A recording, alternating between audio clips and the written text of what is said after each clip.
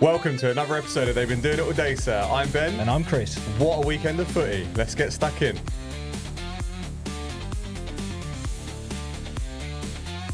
How's your past 7 days been, mate? It's been tiring. And do you know what? One of the reasons why I think it's been tiring, change of clocks. Oh, okay. You take it for granted that going back an hour in time, although we got an extra hour in bed, having kids you do not reap the benefits of having an extra hour in bed. It also doesn't help that we may have enjoyed the Manly game. Yeah. In fact, not enjoyed the Manly game. We may have drowned our sorrows with the Manly game a bit too much on Sunday night, which certainly had an impact on the start of the week. Definitely. How's your week been? Yeah, it's not been too bad, actually. Went bowling on Saturday, which was always nice. Always fun. My partner, her nephew turned 3, so we had a little bit of a bowling party. Yeah, I hope you showed no remorse. Midday on a Saturday, it was just screaming kids. So it wasn't the most best sensory Was day. that in DY as well? Yeah, it was. Yeah, it's quite a stimulating environment in there as well. Yeah, it was mad. But I was absolutely dreadful in the first game. First ball went straight down the gutter. Like it didn't have the sides up. I had to, no barriers. I needed to get my eye in, but then ended up winning the second game. So you gotta be proud of the little wins, even though they could be against a 3-year-old. You've gotta take the victories when you can. Got to play what's in front of you, don't you? Exactly. Can only play the track that you've been put out on. But exactly. I took the kids bowling not too long ago when my mum was over, and DY is it's a good little bowling setup they got there.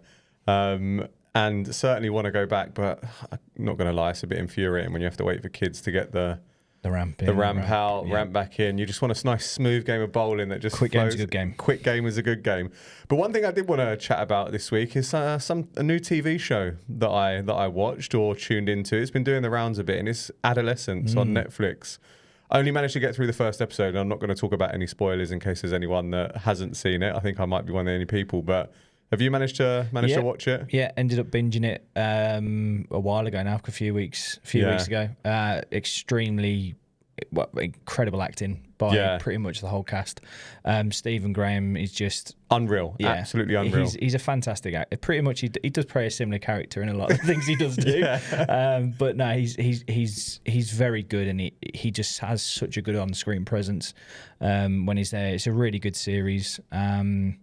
So yeah, I won't spoil anything for you. One thing about it, actually, I was speaking to a colleague today at work. Like, what's weird, having kids myself, like watching the program itself, it felt like it pulled on a bit of emotion that I've never experienced before. Putting myself in the father's shoes, like the kid seemingly being a relatively normal kid, and then to do what he did is it's interesting. I'm intrigued to see how it unfolds. But what I kind of thought about today was there's no music involved in it.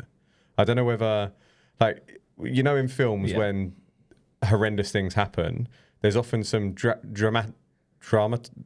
the word I'm trying to say is dramatization or dramatization. That's the word. There we go. Eventually got there. And it kind of softens the blow of what is about to be shown. Yeah. Whereas this, when I found that they revealed what he done, there was no music. It's just straight CCTV footage, and you're watching it and you're like, this could be real. Yeah. And I think it's so well put together, and the fact that it's filmed in one take, and there's Ashley Walters in it as well, which just reminds me of Top Boy constantly. But the only thing I would say with the one take is you might see it a bit further on in the series, but there's just pointless scenes. Like someone walking from somewhere to somewhere. Yeah, so you instead of where there'd usually be a cut to somewhere else, you're in this scene, and it's just absolute. They're just chatting like a normal day, and it's sometimes you're like, right, okay, come on. Yeah. One thing I thought about as well: how interesting is it that the police station's round the corner from the house, which I found quite entertaining. Quite handy. And one of the references was this is the quickest that the lawyers ever got to the police station. I was like, hang on, this it just seems too well run, but fair play to them. Apparently, the first episode took 5 attempts to film. Yeah, it's really interesting how they did it. Like, I think they, I think they had 10 or 12 complete goes at each episode, or may have been less, or it was. But yeah, it was. When I thought it was one take, I thought it was like edited to look like one take, but now it's they rehearsed it for days, and if there was a mistake, they just go with it, and they just pick the best one. So fair play. So yeah, it's quite nerve-wracking. Like it's that mixture of stage acting and TV acting molding as one, because you've got that element where you can't make mistakes. You can't just go, hang on a second, I need to get a line here. So that would have been quite interesting it would have been really cool to be sort of a part of that experience. For sure. And as a parent, like, it made me feel about me in that situation and my kids growing up. And it's a scary prospect, like raising kids in this environment now. And you really got to think about so many things. But yeah, it didn't put the fear in me, but it was kind of like, wow, I've got a lot to think about as a parent. But anyway, enough about my parenting journey. What a weekend of footy it was. What an absolute... It really was. There was some results out there that, I mean, we can talk about tips. I think in last week I said we could either be sitting here going 8 for 8, having a good week, or sitting here with egg on our face. And definitely, we've gone back-to-back stinkers. Got some scrambled egg on our face right here. We have. We both got 3 out of 8. So let's get stuck into the games. And it kicked off what seemed like an eternity ago on Thursday nights. And the thing that I find really difficult about reviewing games that are on Thursday nights is so much has happened in between Thursday and now. We film on a Tuesday. But the Raiders knocked over the Sharks 24-20. We both got this wrong. Massively wrong. It's just one of those things where, are we starting to see a Sharks, were we sort of glossy-eyed with the Sharks of last year and thought they were just going to come in? They had 2 very professional wins, as I said, to start it off, but now they seem to have lost the spark and their creativity. I think there's a lot of poor decision making going on there. They're taking it to the instead of trying to create something, they are just going through the motion. So what I mean by that is, instead of trying to kick on the 6th tackle, they'll just take it into contact to 4 or 5 meters short, and it's like you want that little bit of oomph in there. That little error in judgment of someone maybe knocking it on, getting another reset, putting pressure on. We did say it'd be a tight game, and it was a tight game. But what I think as well happened with Cronulla is that when Hudson Young went to the bin, which we can talk about some of the sin binning decisions over the weekend, which were mental, it felt like they were like, well, they've lost one of their best players, and we're going to take advantage of this and we're going to score. And they didn't. And the Raiders managed to hold on. It was back and forth. I think the first half, there was 6 tries in the first half, and they went in at 18 all. And you thought, this is going to set up for a great second half. What an ending it was, by the way. But it seemed to have calmed down a bit in the second half. But looking at the Hudson Young sin bin, we know that there was going to be a focus on high shots this week. There certainly was. And lo and behold, first game of the weekend, Hudson Young gets sent to the sin bin. What was your opinion on it? It's a definition of a high contact to the head. It's unfortunate. He doesn't change his stance at all. He's stood up throughout the whole process, and his shoulder goes into the face of the runner. So it's what they look out for as a sin bin. It is, and I think it was a good example of how they were going to highlight what they missed last week. I don't think it was the greatest example to use. And obviously, this is my opinion. It's so hard nowadays to interpret what the rules are, because we're using language like moderate force, or how do you measure moderate? What moderate to me is different from to you, what moderate might be. I felt like he was absorbing the tackle, so he was in that upright position, but the players run into his shoulder, and things happen in such a split second. How does he change his height? How he's set his feet to make the tackle, and then all of a sudden he's stuck a shoulder on someone's chin, but he didn't accelerate into it. There was on the Levels podcast earlier, they spoke about Jerome Luai's hit last week, where he actually accelerated up through and caught whoever it was on the chin. And I don't think Hudson Young did that.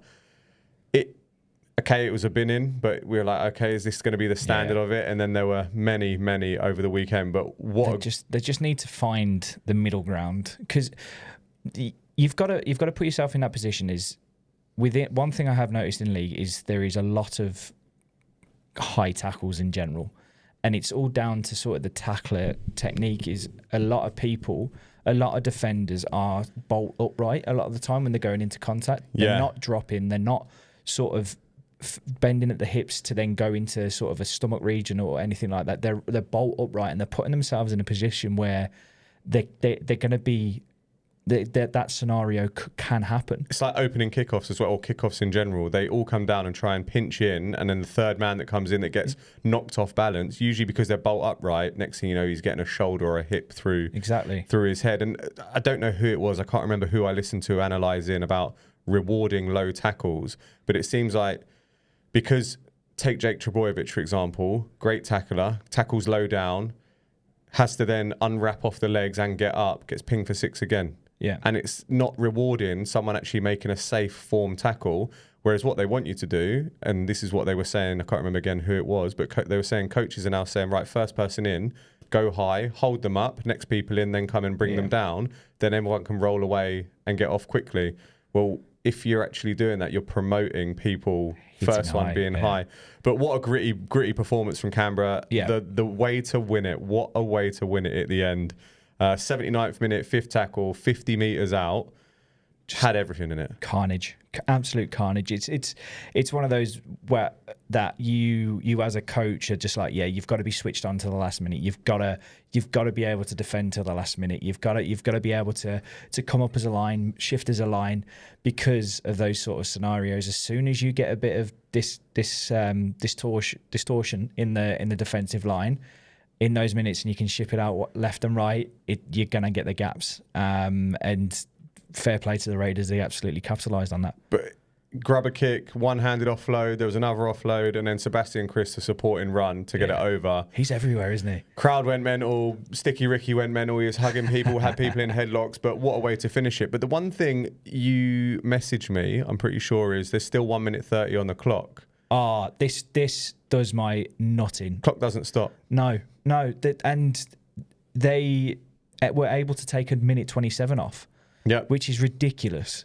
I think they need to introduce what they've done in Union and have the 60-second shot clock. Yeah, because you then know you can't run off endless amounts of time. A good suggestion that I heard this morning on the bye round was last 5 minutes of the game, whenever the ball goes dead, the clock should stop. But like 2 minutes in American football, isn't it? Somewhat, but 5 minutes I think gives it time to then elite, because the NRL are focusing on ball in play, time that the ball's in play. Well, at the moment, if they're losing 1 minute 27 at least every time someone scores, what incentive is that for a team to hurry up? Also, just quickly go, that resulting kickoff, I'm 100% sure was knocked on by the Raiders player. So I don't know what happens in those scenarios if there's a knock on after the buzzer.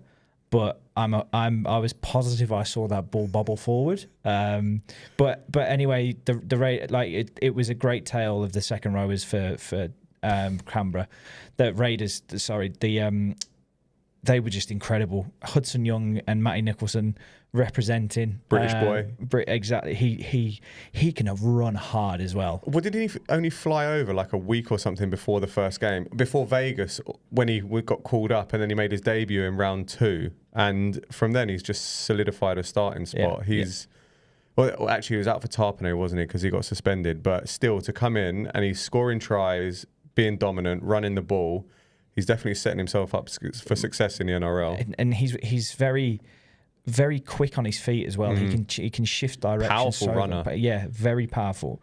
Hudson Young was the name of the Raider that I couldn't remember last week when we were talking about New South Wales. He's the one. He's cementing. He is, but the problem is, well, the physicalness is a big element. But if he's starting to get sent to the bin. Yeah.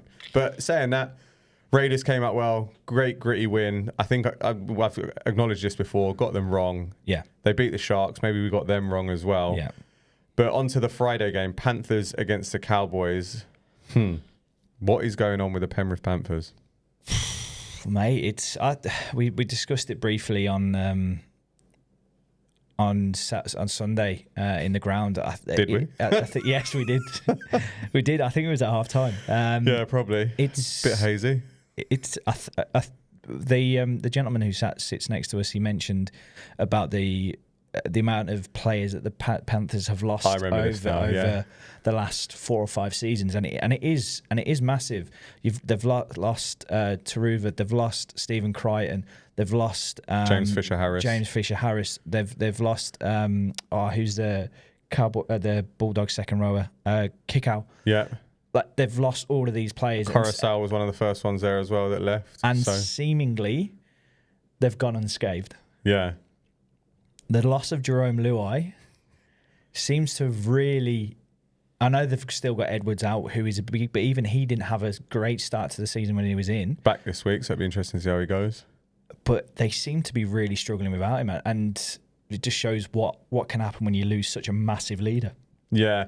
The difference I did notice, though, from last week to this week is Nathan Cleary. He changes the team. Last week, they didn't look like they had any impetus going forward, any kind of creativity. Whereas he steps in, he runs along the line, he dummies one, dummies two, offloads, don't know where it's going. He can bring it back inside, holds up the defensive line so well, and then he can release it out wide with a great pass. So... Talking of Cleary as well, his kick for Isaac Tungo's try, I don't know whether you remember it, outside of the boot, Swaz just bends round and he runs onto it and dives on it. What a try. What a great try. He's incredible when he's on form. He's absolutely fantastic to watch. But again, you can sort of go to a little bit of decision making throughout this game as well, because I think Casey McLean had... what's his name? Wide open on the left-hand side. Yeah. Oh, I can't. Is it? It was Lindsay Smith. Had him wide open. And he decided to go one-on-one instead of offloading it. Yeah. I think he had him and someone else out on the wing, and they go over then. I think they end up winning the game. Yeah. So it's such a... We've touched on it for the last few weeks about decision-making has been really poor with a lot of wingers. It seems to be a bit of a common theme.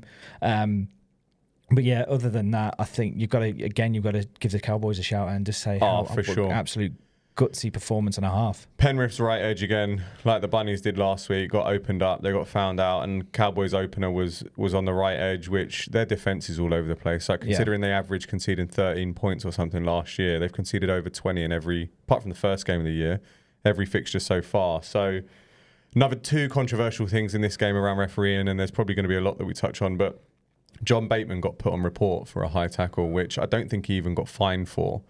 In fact, he might have got a small fine for, but he barely brushed the guy, and he's getting stuck on report. And then Reece Robson goes to the bin.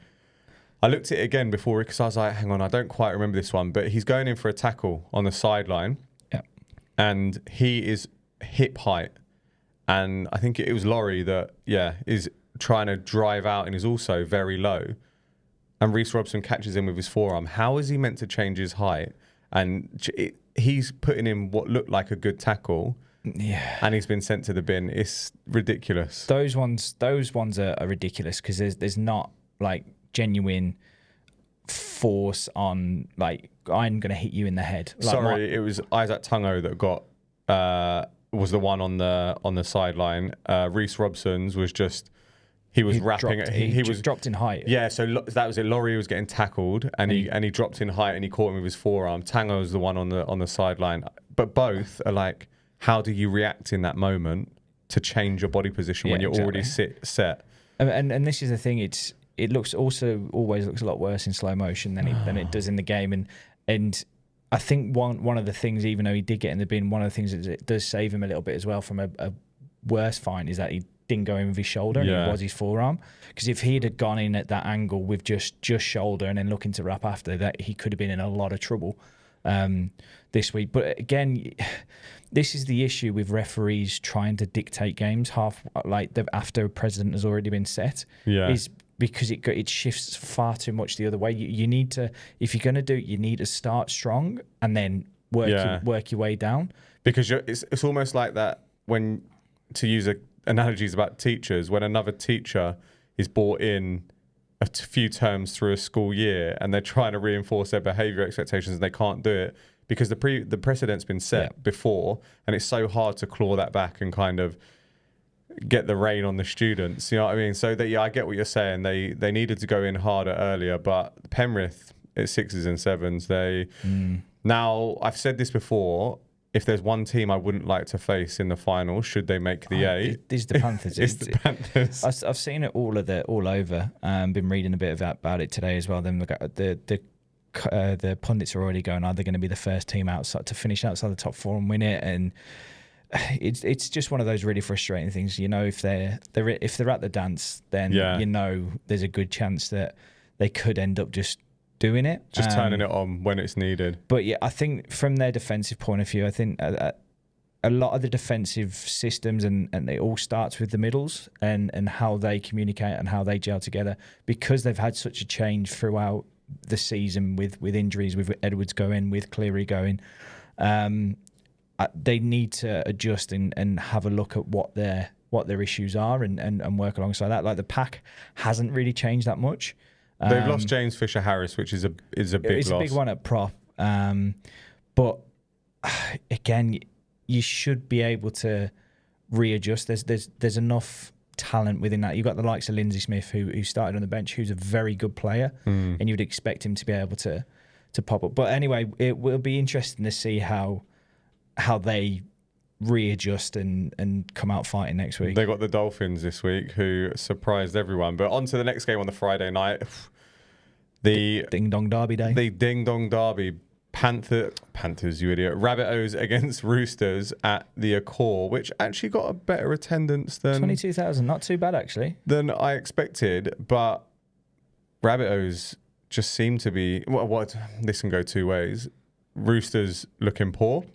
Rabbitohs looking better than anticipated. Have now, though, got some injury issues. They lost Jamie Humphreys, the myth, the man, the legend, the biggest quads in the NRL, the best legs in the NRL. Unsurprisingly, to a hamstring injury, probably working the hamstrings too much.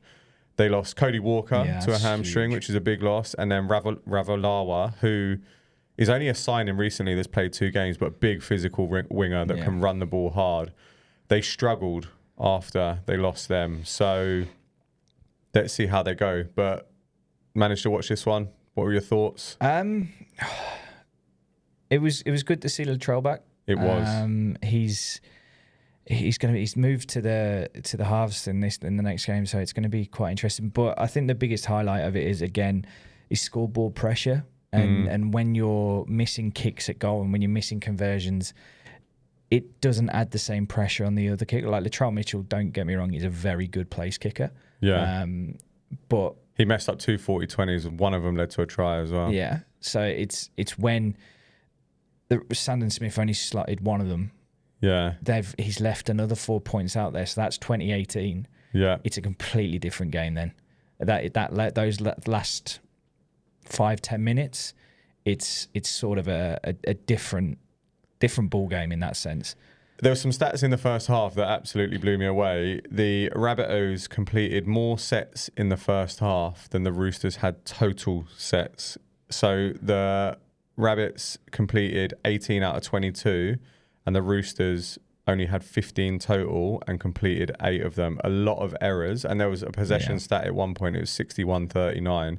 But Roosters did start the second half better. Yep. But there were a few moments of absolute fluke from dropouts, from goal line dropouts from Latrell Mitchell. One of them just bounced about 3 meters in front of the goal line and then rolled out to 10 meters. And to be fair, they stripped it off the Rooster and then run it away. But it's moments like that you create your own luck. Yeah. And if you're skilled enough to be able to do some certain things, you create your own luck. And they certainly got away with one there. I used the word gritty win for the Raiders earlier, but this was a gritty win for the Rabbitohs. Got a question though. What's your thoughts about Latrell Mitchell's pass for the winner? I think it was. I genuinely thought it was flat. Like you can't throw the ball forward when your hands are going like that. That it's impossible for the ball to go forward. It's all about momentum and how you are moving as players. James Tedesco threw one for the Roosters try, their second try, I think it was. It was blatantly forward, and no one moaned about that. But because it's Latrell Mitchell, because it was a moment of magic, it was flat, right? Yeah. At best, it was flat. You can see why there's controversy because of where pitches are taken, but it doesn't take into account momentum. But it was a class pass. The speed that it went at, it was a fantastic pass. It skipped 2 people straight out to the winger. It caught every single Rooster off guard. Yeah. And Tass to dive over in the corner. It was, great win. I genuinely, when you watch it live, you're like, oh, that's an unreal pass. There's no hint of it. Even when we were at the game on Sunday, you were seeing some of these passes like you might as well have handed it in 5 meters ahead of him. It's high shots ridiculous. and forward passes. They are some of the most controversial talking points, and you can't rule a forward pass from video evidence.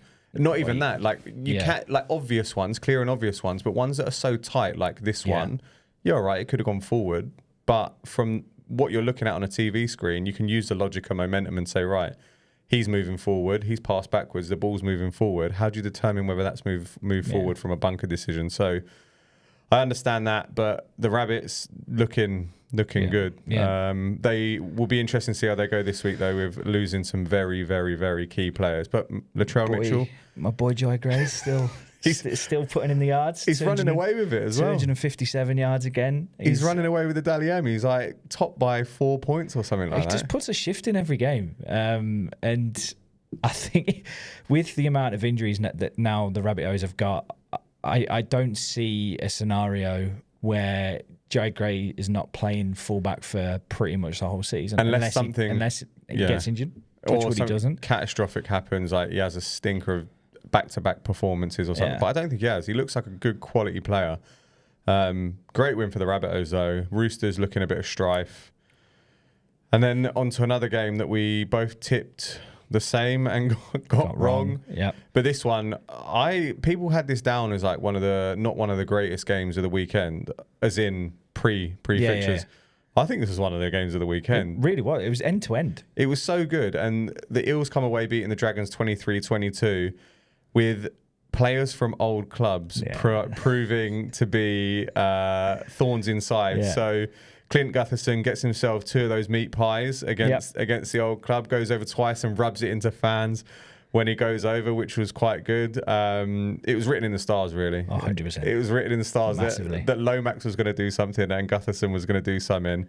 But it just shows that his quick thinking has got him one of those tries, and the way he just attacked the marker like 2 meters away from the line, just dives over, gets up, starts celebrating in front of them. And Valentine Holmes turned up with the kicking boots this week. He managed to...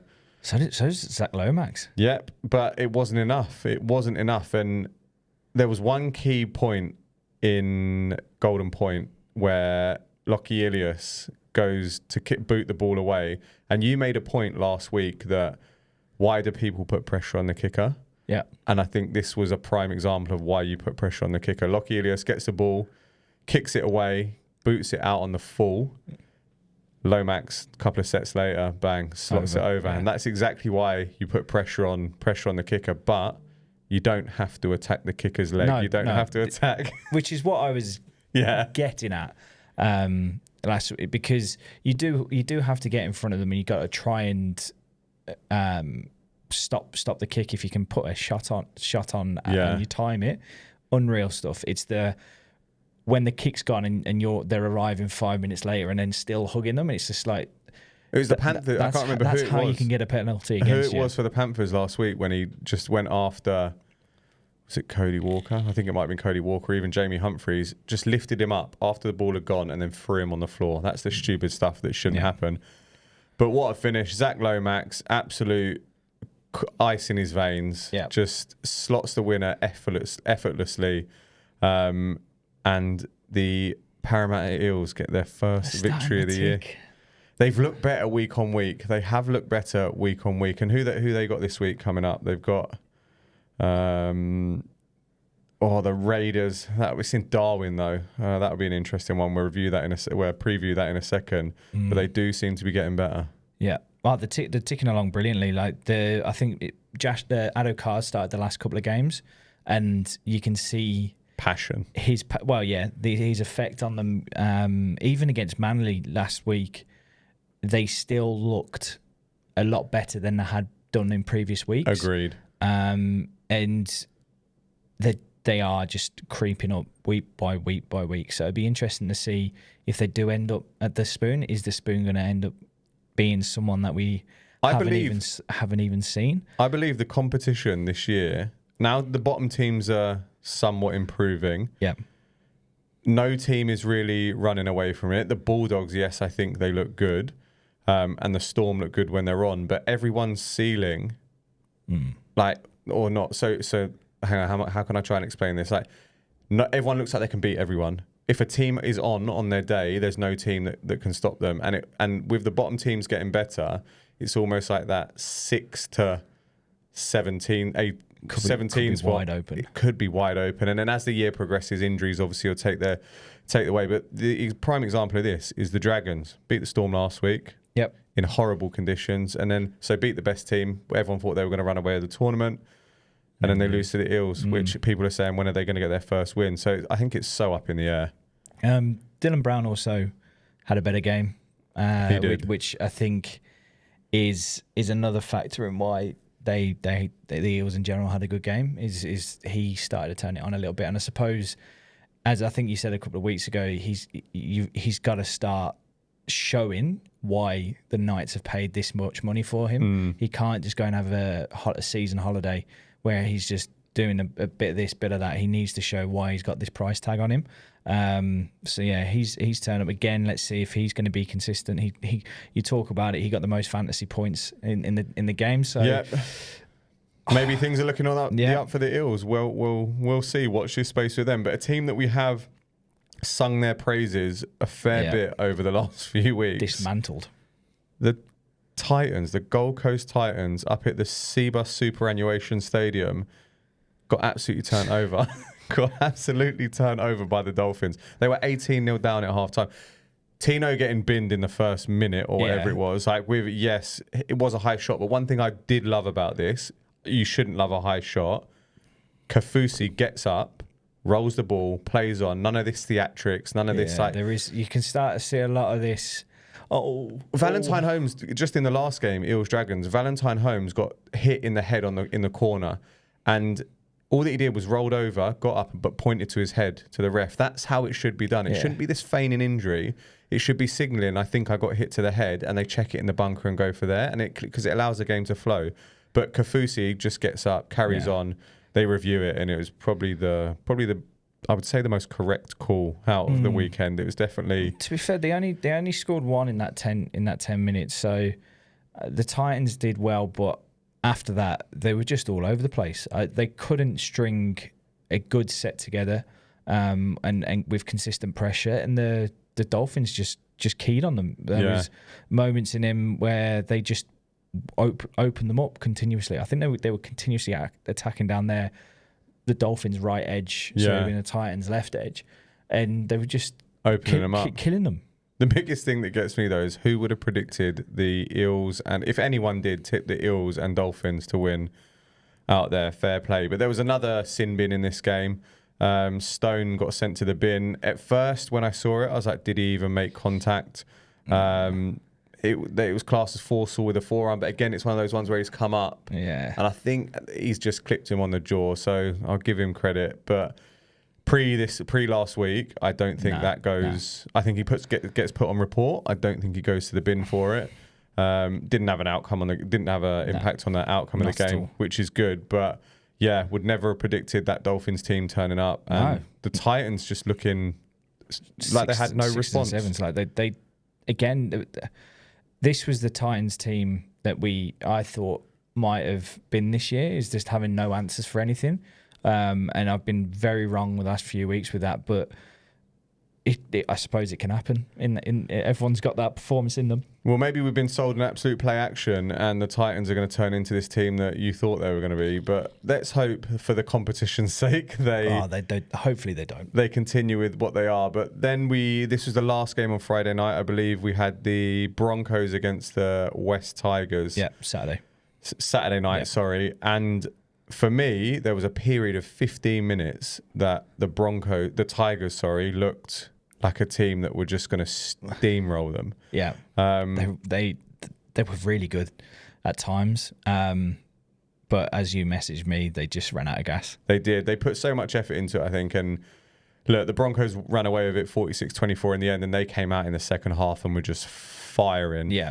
Piakora got sent to the bin, which this one definitely agree with. Went through his shoulder. And I think he got banned for 2 weeks. He's getting banned for 2 games for this. So that was, I feel, the correct call.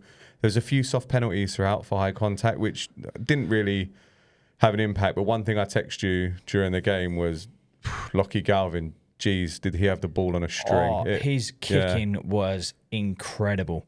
Just for grubber kicks through, chips over. Like he had it on a string, going everywhere. The boy's got got a decent boot on him. Yeah, and Terrell May as well had another good game. It was the Terrell May Payne Haas. That's what it was. That's why I wrote about the high shot. Like Payne Haas got one early on, which looked a bit soft, and you just wanted them to be able to go proper physical with each other, and it felt like it got shut down a bit early. But there was a point in the second half. It was quite tight at half time, actually. Yeah. What was the score at half time? 14-12. 14-12. And then you thought, right, we're in for a great second half here. Out they come. Ben Hunt sticks a 40-20 in, which... Yeah, unreal 40-20 changed the game. 3 plays later, Broncos go over. Momentum shifter. And then I think of the next kickoff, they get down. Adam Reynolds chips it over the top, runs onto it and scores.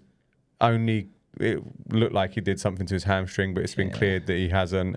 But first 5 minutes of the second half, the Broncos... Especially with him going off, you're thinking, right, if the Tigers can just stop this onslaught and get a good bit of momentum, it can shift the other way, but they just couldn't stop it and blew them away. And that 15 minutes after half-time were the Broncos that we saw, that I expected after round 1. Yeah.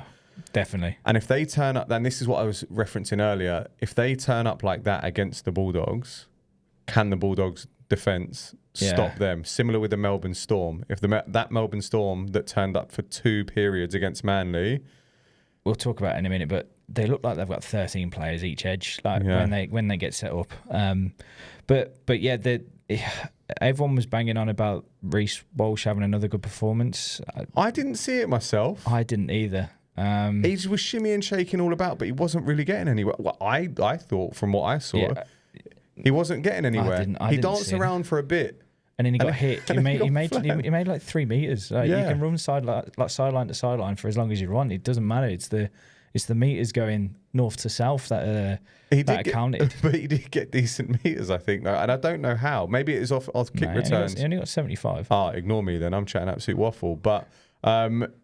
I'll tell you one person I did like for the Tigers, Sione Fanu, number 17, powerful runner. For his try that he got, just bulldozed straight through the middle, just put their head down. I'm pretty sure he might have scored last week as well. But who was number 11 for the Broncos? He had a few bad. Jack Gusco Whiskey. Yeah, don't know. But I've killed that. Absolutely killed that. He took a hit on the forearm early on, and you're like, has he broken his arm? Is he going to come off? He got stiff-armed. He got run over. He got flattened. He had a bad day, and he got trucked. You might as well have just had a mop playing second row. Like, he was just not there. No, as you said. So, but to summarise it up, really, the Broncos were just better in attack. They really were. They really were.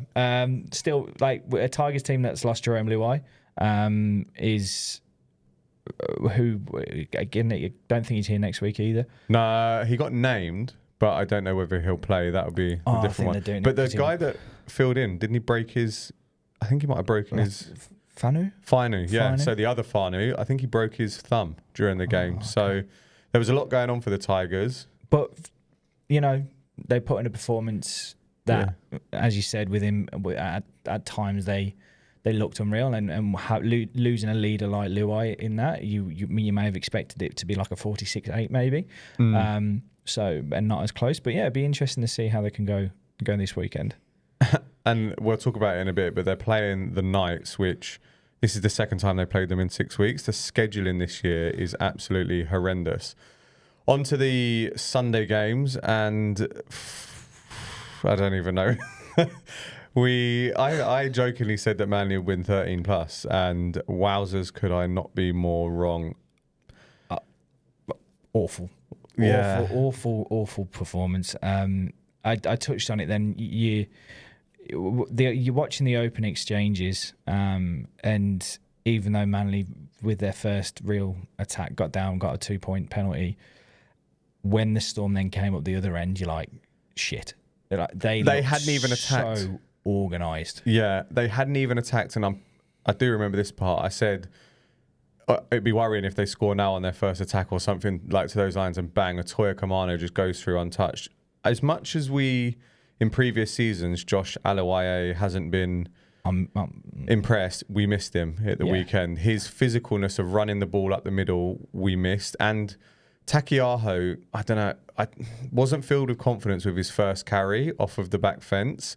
He got driven back, and it just felt with Paseka out, who's also a physical runner, we'd need to find someone else that is going to fill the void of, like, Analyse back this week, which is a massive plus, but we need someone to fill the void of a physical runner that's just going to, and Bullymore can do that, but when you come on after you've just conceded 3 tries in 6 minutes, and after 20 minutes you're 18 points to 2 down, it's a difficult one to come back from. But I'm not going to take anything away from the Melbourne Storm. They look class. Unreal. Like their attacking structure was just so good. They just always seemed to have an abundance of players on one side. Yeah. So I think because Manly was so poor in the middle, they were able just to run it up the throat, bring everyone in, and then expand out. And when they attacked and scored, I think they might have scored a couple of right in front of us. They did. They had about 4 or 5 players on the overlap. And I question whether, like, Hopoate is great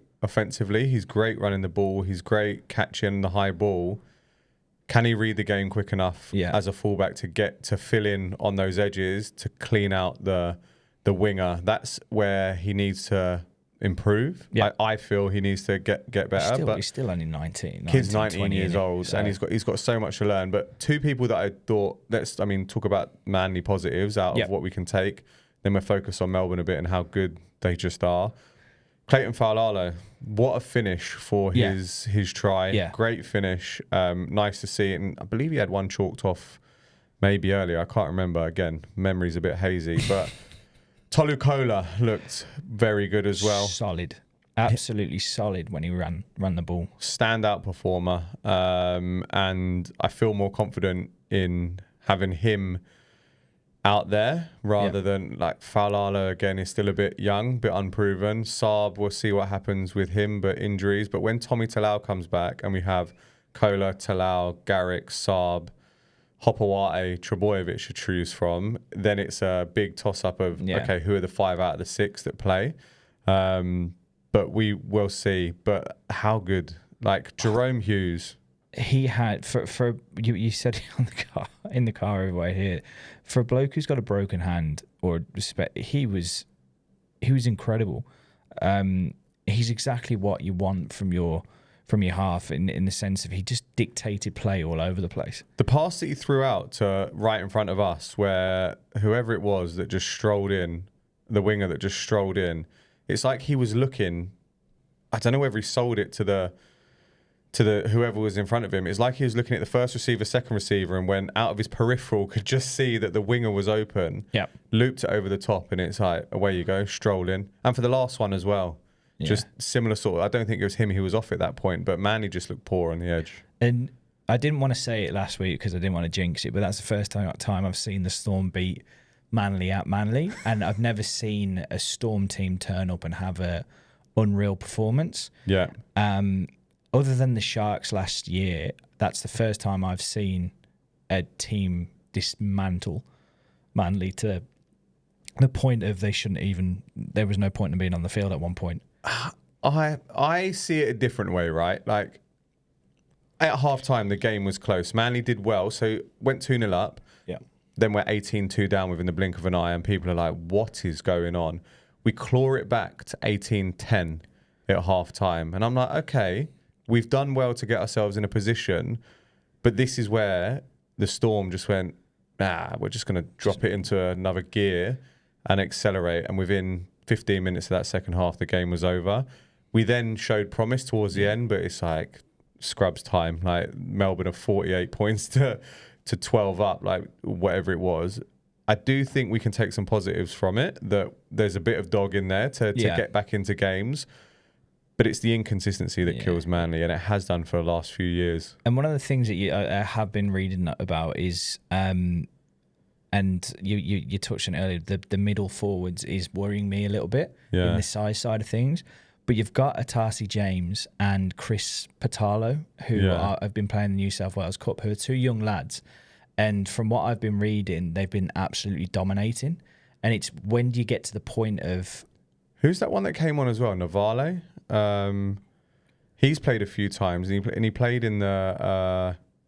I think his name's Navale, but he is another one that could potentially it's when do you give these boys a chance? Because we're struggling. Like as you said, Ethan Bullymore, he's a fantastic impact player, and we've touched on it previously about Spencer Leniu, and it's been talked about again within the in other podcasts of how he is a impact player, and he's one of those players that you want to have on the bench to bring in that energy when you've got against a tiring defensive line.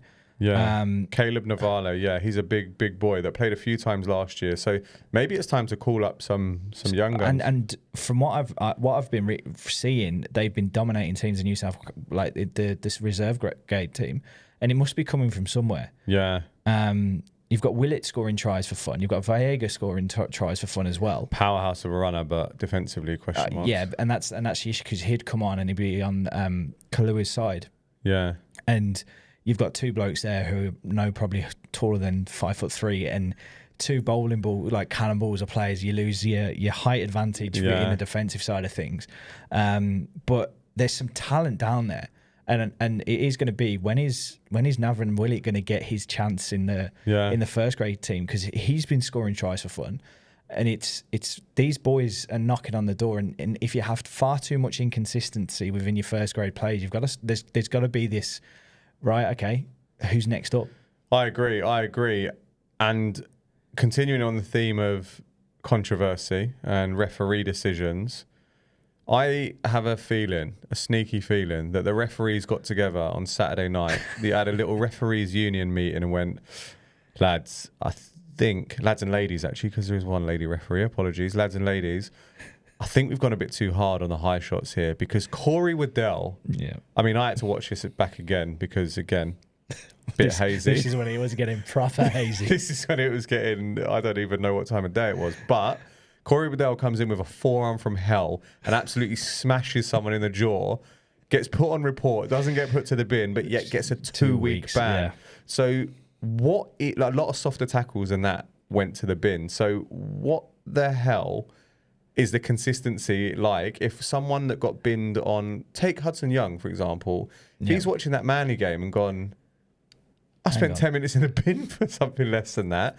Where's the consistency amongst refs? So they must have had a little union meeting and gone, all right, lads, we've got to calm it down a little bit. But the thing is as well, it plays with players' heads. Yeah. Because you start second guessing yourself in defence, and you're like, oh shit, if I go in and attack at this point of view, am I going to end up getting in the bin? And that's the last thing you want, is players to start having a split second to then change their decision, which is what results in injuries and what will result in a lot worse tackles. Yeah, heads in wrong positions, trying to do things you can't do. We both know, coming from contact sports, that you've got to go into these hits 100% confident in what you're doing. Yeah. Because if you do go in 50%, or you have that thought to go a different way, as you say, you're going to get yourself hurt. And that's the last thing you want to be doing. It's what they're wanting to do is stop the head injuries for the attacking players. The clear and obvious, like, force through without any thinking, like. But the issue is, if they're this whistle happy and this bin happy, next going forward, you're going to start seeing an increase in defensive players getting their heads in the wrong position because of that. They're doubting themselves in what they're doing. So it'd be interesting. They need to go into this week and just reassess and find a middle ground with what they've been doing. Yeah. And it needs to be said to the players and the referees, this is what we're going to be looking for. This is what we're going to be doing. Because you can't have one extreme and from one end of the extreme to down to the low, because it's just going to cause absolute havoc. And I know there's media scrutiny around the refs, and it provides a lot of pressure for referees coming through and like wanting to get it right and wrong, and maybe even participation in being a ref. But you need consistency, and that's the biggest. If everyone's consistent, fair play. But it's the consistency that's killing it. On to the final game of the round. Now, apologies, Bulldogs and Knights fans, but I wasn't in a state to watch this game. Didn't watch this game. Bulldogs, the one bit that I did see of it, the Knights were given an advantage or something. It was 2-0 at half time, and then someone got sent to the bin for tripping, and it kind of went from there. So apologies. Bulldogs look good. They're top of the table, but let's see them against a top 4 team and we'll properly judge them then. Yeah. That's about as much as I can review this game. Pretty much in the same boat, to be honest with you, mate. They just going about it, and I think it was a very look competitive. solid. It was a very competitive first half. One of those where you're like, oh my God, this is going to be an unreal second half. Because as you said, it was only 2-0, and they're just so good at what they do. Is this the first goose egg of the season? Is this the first time that someone's... Let me just have a quick check of this, but I know maybe someone got close in round 1 to... No, I think... No, 50-14.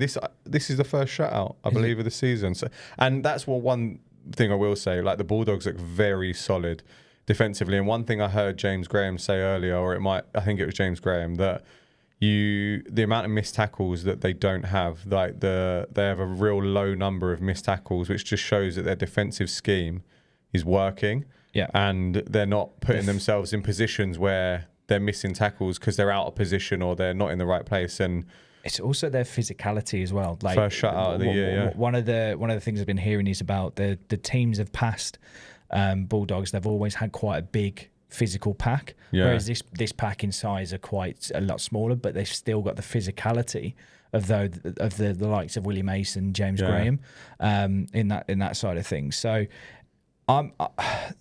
it's going to be one of those where they need to play a team in form and see what they can do, because I think Sharks has been their biggest challenge so far, and as the last couple of weeks have gone, you can't really judge where Sharks are at the moment.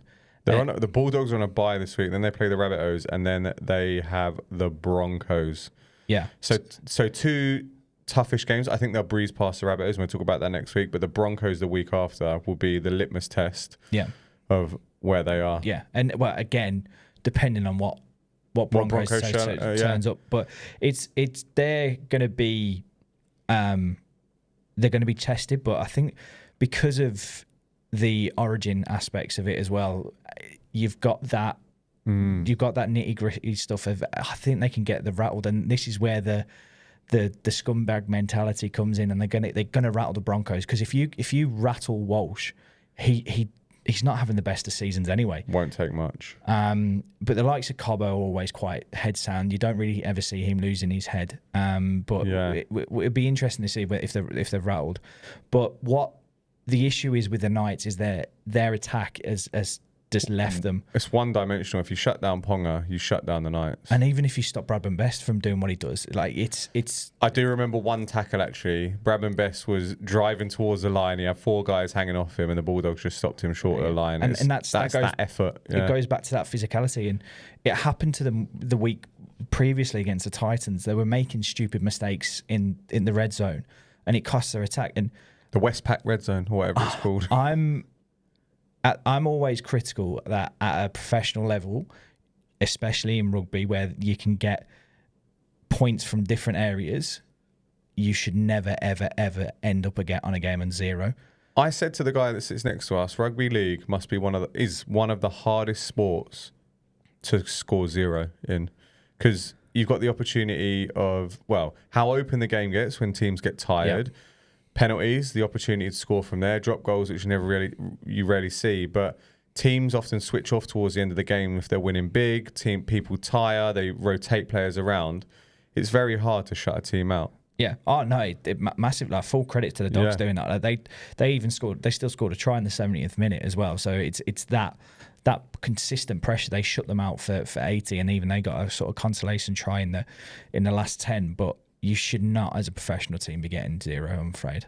You shouldn't. And I tell you what you shouldn't be doing as a tipping person as well, is getting 3 out of 8 in back-to-back weeks. Don't listen to us. And that's what we've done. But we're going to redeem ourselves this week. We're going to look at the fixtures ahead. We're going to go into round 6. Oh, God. And it kicks off with not an easy one to talk about. On Thursday night at the Suncorp, we got the Dolphins, who are $3 outsiders, against the Panthers, $1.39.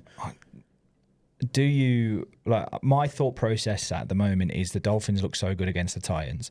They looked a lot more organised. They looked a lot better. They've got Dylan Edwards is back. This is so tight. This is not $3 against $1.39. So Panthers have got the halfback combination of Talangi and Cleary, which I thought Blaise Talangi would have played a couple of weeks ago when Cleary was out. So that's going to be interesting to see how that goes. And Lindsay Smith is back starting. They've got Scotty Sorrison back. Did he play last week? No, because he got knocked out the week before, didn't he? He's come back. I reckon the Panthers get this done. Yeah. I'm going to say Panthers are going to beat the Dolphins. They can't. We said they can't lose 4 in a row. They can't lose 5. Cannot lose 5 in a row.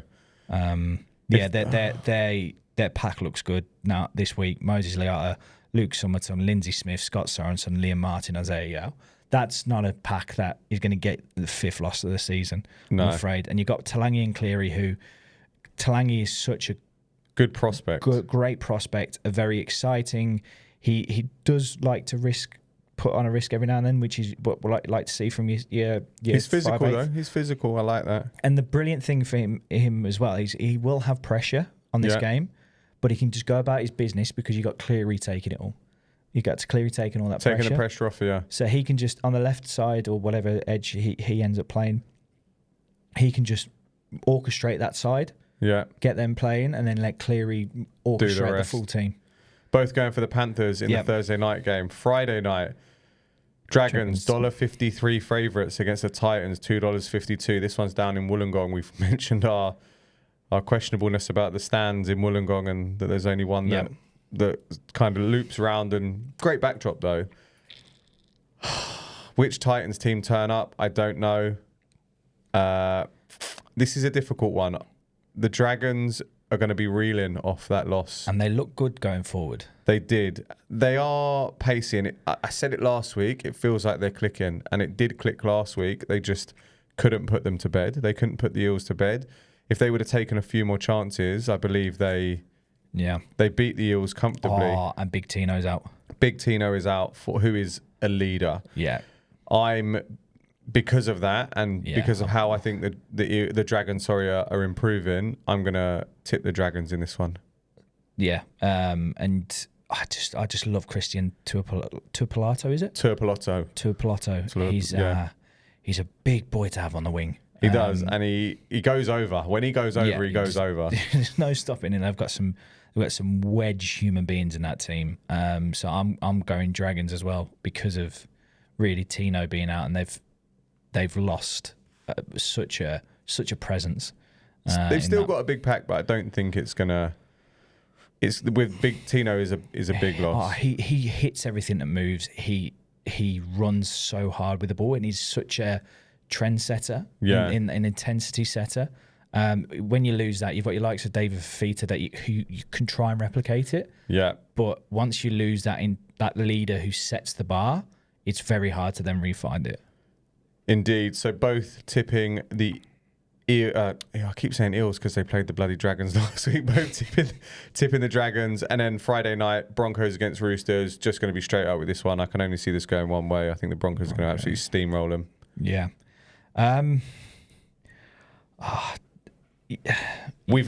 There's going to be an upset somewhere. I don't think this is it. I don't think it's this one.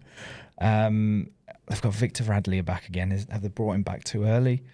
It's at the Suncorp as well. Second game in 2 days at the Suncorp. Is the field going to be cut up? Is it going to make for a...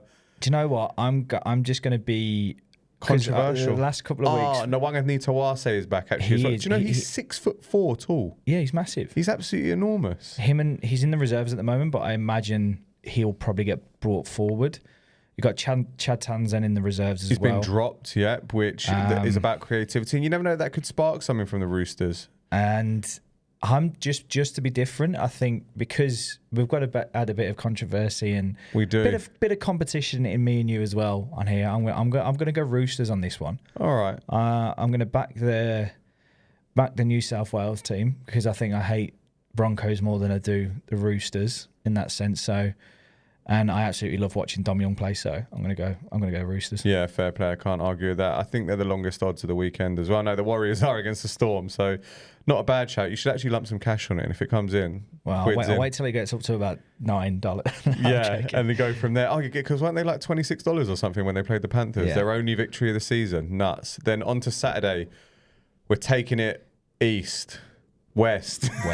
Wait, technically east, but it's the long way round. Yeah, you can fly the whole way around the world actually and get to Perth. So I got that wrong. I don't know why I said east, but yeah, heading west over to the Optus Stadium in Perth. Double header starting off with the Cronulla Sharks against the Manly Warringah Sea Eagles. Sharks $1.50 favourites. Sea Eagles $2.62. Paseka and Turbo being out are the ones that skew our odds quite a bit, and it's shown. I'm just getting out of this right away. I'm still tipping the Sea Eagles. As I said, I'm one to never tip against your team, because so this could be back-to-back losses and tips for me very quickly. I really struggle about our middle and what the Sharks bring. They've got Fanua Blake, who's been running massive yards, which is the issue for me. But I think the only thing that is going our way is how poor they've been going forward. Yeah. And I think our backs are able to defend against that attack. Ronaldo Mulatalo is a gun on the wing though. When he turns on, he's on his day, yeah. But he's not had a good couple of days. Stone Street's been all right. Kennedy's been all right. Jesse Ryman, like they've got a decent back line. Yeah. I'll give them credit for that. I'm going to join you tipping the Sea Eagles, and I genuinely think we can beat the Sharks. Like, it's not like I'm tipping this. This is not heart over head. I do have a concern about this game, though. The Sharks have lost to the Bulldogs. The Sharks have lost to the Raiders. Two very physical teams. Is this the patch that we speak about where the Sharks often have it throughout the year? They're getting it early on. It's on foreign soil. The last time, well, it's not foreign soil, but it's all the way over in Perth. The last time we played in Perth, we beat the Warriors, I believe, 24-22 or something like that. But I genuinely think we can get it done. Josh Alawai's back. Not much changing apart from Sipley dropping to the bench. Alawai in. I love Jazz Tavanga, the way he whips the ball around, gets in there quick. Another started well. He did start well. From that game compared to the game against the Eels, he looked a lot slower with his passing. He looked a lot slower, but then against the Storm, he was proper whipping it out. And I just absolutely love him for the electrical tape around his head. It's so old school, and I love to see it. Yeah, I think if we beat the Sea Eagles and he has a game of it, we might have to put some electrical tape around our heads next week just to hopefully perform beat the Sharks, you mean, not beat ourselves. Whatever I said. Been a long day, but if we beat the Sharks, we'll have to put electrical tape around our heads so that we can hopefully get some of that energy to tip better. Yeah. So if he performs well, we perform well. Yeah, all for it. Second game at the Optus later that day is the Rabbitohs, who are not favourites with the bookies against the Cowboys. So the Rabbitohs are $2.10. Obviously, why didn't I think of this? Because the amount of injuries they have against the Cowboys, $1.75. This one's difficult. This one is difficult. They are ravished with injuries. Yeah. But they're moving people around and bringing in players to give them the opportunity. Mitchell at 6 will be a very interesting experiment. I think that's exciting. It is, and I hope it stays that way. He's a big boy. Like, he can defend if they want to run at him. It's not like he's scared, but then they're going to miss his physicalness on the edge, which is where you tend to attack the smaller people, but you can always loop in. Yeah. You could do a bit of tactical shift and bring Jai Gray down into the halves and then let him loop around in attack. Like, you never know what Wayne Bennett could be up to. Get it? I've just revealed the tactics there. Get me on your tactician team, Wayne. I'm looking forward to seeing. I think their pack is better than the Cowboys pack, in the sense of Mamazula's is having a bit of a season on him as well, and so's Kaloa Matangi. When they get going, sort of from the second row hooker, it's going to be, they're hard to stop. Yeah. Shy Arrow's not. Sean Kepi's been playing all right as well. He has. I said at the start of the season that I thought he was going all right. Last year when he played for him, he didn't look like he didn't look at the races, but this year he seems to. And also, you can't forget the Wayne Bennett effect. Yeah. So with that, who are you tipping? I'm going to go Rabbitohs. I'm going Cowboys. Okay. There's one that's different in that. Again, it's nice to cause a bit of controversy and pick him, but I do think the Cowboys are going to get a win over a depleted Rabbitohs side. And then the final game on the Saturday, the Eels against the Raiders. Now, interestingly, this one's in Darwin. Eels are $2.54. The Raiders are $1.52. Last year I did a lot of travelling to Darwin and back. I think I was there. I was over on the TB Islands doing a bit of work, and I was actually in Darwin for the game last year where it was against the Dolphins. Didn't even know it was on because it wasn't really advertised that well. And I was wondering when I was booking the hotel through work, I was like, why are the hotels so damn expensive this weekend? Anyway, when I got there, it turns out that the game was on. I could have got tickets, but I'm tell you what, when it's 32 degrees, 80% humidity, and I'd have been standing there in a pool of my own sweat, I was like, maybe I'm going to give this one a miss. I'll just watch it in my air-conditioned hotel room. So up in Darwin, it'll be a sweaty one for sure. Eels are on the up. Eels are on the up, but the Raiders are looking good. They're looking good. They are. They're looking really good. And they've got, if that pack again sort of just gels and attacks. So Josh Papali'i, Tom Starling, Joseph Tapini, Hudson Young, Matty Nicholson, Corey Horsburgh. That's a very attacking pack. Yeah, and then on the bench they've even got Morgan Smithies, big guy. They've got a few players. Junior Paolo hasn't been the player of seasons. He was physical against the Dragons though. There was a few hit ups where they got into it. Zach Lomax has moved back to the wing as well, which is an interesting move after what he did at the weekend. So moving from centres to wing. Who are you going with? I'm gonna go Raiders. Because they've had an extra couple of days as well, so I reckon they would have gone up to Darwin a bit earlier. It's a very valid point. The heat will get to, but there will be a drinks break in this game for sure because the humidity will be off the chart. The Raiders have got enough to get it done. Yeah, I believe the Raiders are gonna win this one. Be a real sweaty one up in Darwin, and there's gonna be who's gonna be more efficient in carrying the ball, who's gonna be more efficient in their tackling, who's gonna be not losing as much energy throughout the game will be a key one in this. And just the Raiders, I think, are a fit team. And it's what you constantly talk about in pre-season training as well. It's like, this is why we're making you run up a 300-metre incline hill. It's because of these games. And then on to Sunday, we've got the Melbourne Storm $1.14 favourites against the New Zealand Warriors $5.75. We've got a couple of Waz friends that always get annoyed that we don't tip the Warriors, and they're like, "You're tipping the Warriors this week," and I'm like, "Not this week. I can't do it this week." From what I saw from the Melbourne Storm at Brookvale Oval, when they turn it on, they are easily the best attacking force in the competition. Have the Warriors lost anyone? I'm not sure whether they have, but I don't see them having enough. They've ground out some gritty victories this year. The Warriors. Don't get me wrong, they have. I just believe they haven't got enough to beat this Storm side. It's not in New Zealand as well. It's in Melbourne. And I mean, who's coming back for the Warriors? Haven't lost anyone. They're coming off of a bye week as well. But when I look at that Melbourne lineup, I see Cam Munster, Ryan Pappenhausen, Jerome Hughes, Atoya Kamano, Harry Grant, Katoa. Like, there's just too many players there. I believe the Storm win this, and I think they win it quite comfortably. Yeah, they've got. I think again, this is going to go down to physicality in the middles, and yes, they've got James Fisher-Harris, but one man's not going to stop that onslaught that they have up the middle. Not at all. So I'm going to go Storm as well. And then the final game of the weekend, we got the Newcastle Knights $1.62 favourites against the West Tigers.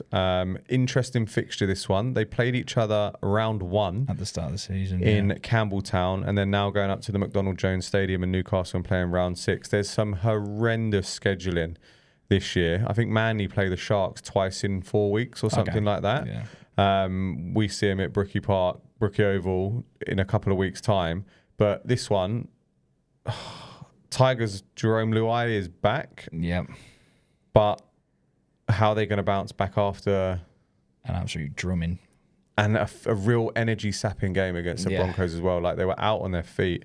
But Knights played the Dogs. This is very true. I'd have said that's a lot more. That's more energy sapping because that game was physical. If I'm reading this right, and if I remember right, not that I remember much from this game, but the Newcastle Knights lost 2 players within the first 2 sets, and it was Jack Cogger and Jacob Saifiti, I believe, both to concussions, who are both out. But coming back, they've got Kai Pearce-Paul, who's someone useful to have back. But the Tigers, they've got Skelton's back, Luai's back. They've lost Latu Fainu, who, he broke his thumb.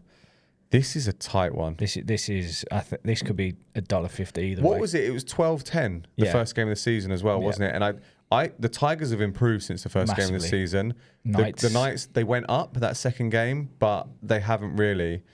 I'm gonna go Tigers for this. Do you know what? I'm gonna go for the Knights, just so that we're tipping a bit different, but they can't perform. I also do believe that they've got enough to beat them. Yeah. Ponga, Best, Gagai, they've got to start turning it on, and this is a game at home in front of a home crowd that I believe they can get it done. So I'm gonna stick with mine. Go the Tigers. There we go. Didn't you say you're going to tip the Tigers every game this season? Yeah, but I couldn't see them beating the Broncos without Jerome Luai. So there we go. We've got excuses, but let's just quickly touch on some sport back home. Yep. We got the return of the Premier League and the footballing league championship, League One.